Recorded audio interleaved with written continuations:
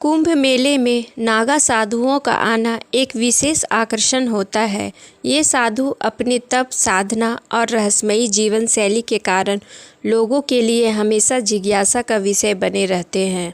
तो आइए जानते हैं इनके रहस्यमयी जीवन से जुड़े कुछ महत्वपूर्ण बातें। इससे पहले अगर आप मेरे चैनल पे नए हैं तो लाइक कीजिए, सब्सक्राइब कीजिए और बेल आइकन बटन को प्रेस कीजिए। नागा साधु वे सन्यासी होते हैं जो सांसारिक मोह माया का त्याग करके केवल साधना और तपस्या में लीन रहते हैं।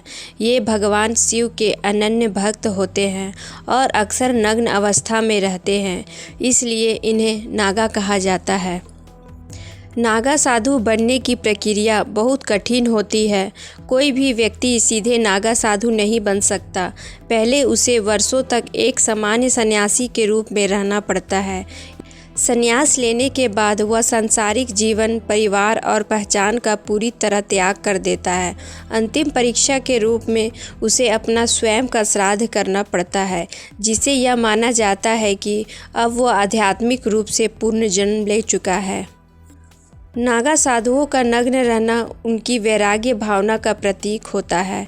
वे शरीर और भौतिक वस्तुओं से पूरी तरह मुक्त होकर केवल आत्मा की साधना करते हैं।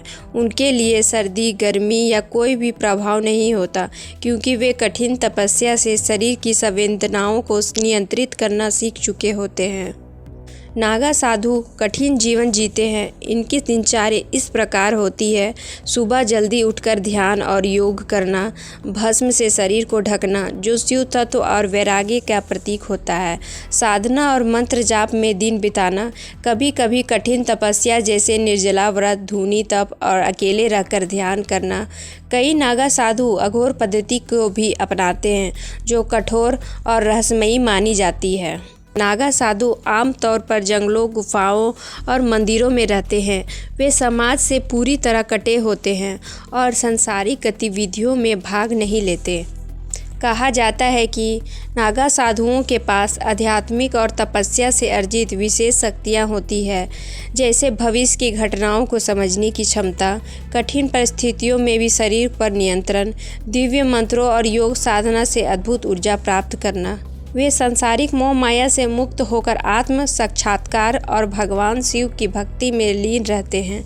कुंभ मेले में इनका आगमन आध्यात्मिक ऊर्जा का संचार करता है और श्रद्धालुओं के लिए एक दिव्य अनुभव प्रदान करता है। नागा साधु का इतिहास प्राचीन काल से जुड़ा हुआ है।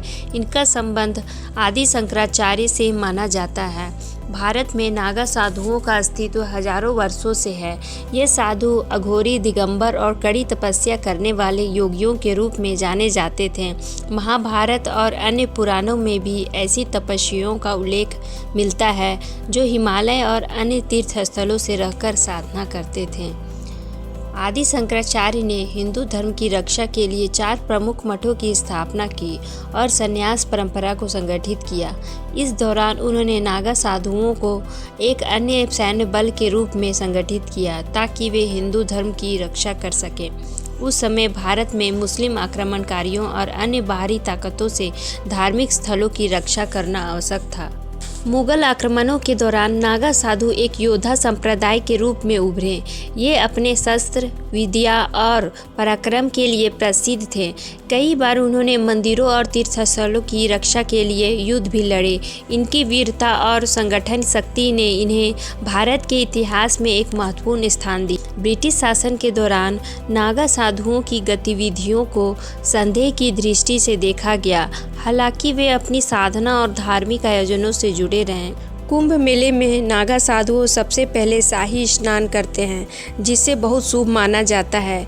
ये अखाड़ों का नेतृत्व करते हैं और स्नान के दौरान गंगा नदी में सामूहिक डुबकी लगाते हैं। नागा साधुओं की उपस्थिति कुंभ मेले को आध्यात्मिक ऊर्जा से भर देती है। लोग इन्हें आशीर्वाद लेने के लिए एक बड़ी संख्या में आते हैं। यह महाकुंभ मेला 12 कुंभ मेलों के चक्र के बाद आता है। ज्योतिषीय गणना के अनुसार जब विशेष ग्रहों की स्थिति बनती है तब इस महाकुंभ का आयोजन किया जाता है।